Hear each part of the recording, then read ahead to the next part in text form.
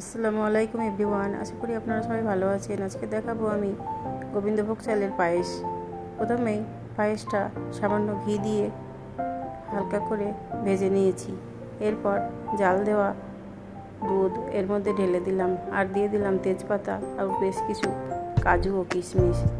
তারপর অনবরত নাড়তে থাকতে হবে, না হলে তলায় ধরে যাওয়ার একটা ভয় থাকে। তারপর যখন চালটা সেদ্ধ হয়ে আসবে, এর মধ্যে আরও 1.5 লিটার দুধ আমি অ্যাড করে দিলাম।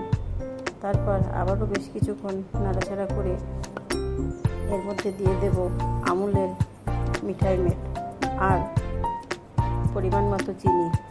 বাতাসা দিলেও খুব টেস্ট হয়, কিন্তু বাতাসা ঘরে ছিল না, তাই চিনি দিয়েই বানিয়ে ফেললাম। মিষ্টি খাবারে সামান্য একটু লবণ দিলে স্বাদটা দ্বিগুণ বেড়ে যায় আর ব্যালেন্সটাও ঠিকঠাক হয়। তারপর নামিয়ে নিয়ে ঠান্ডা হলেই এর মধ্যে সামান্য একটু গোলাপ পানি দিলেই একদম রেডি।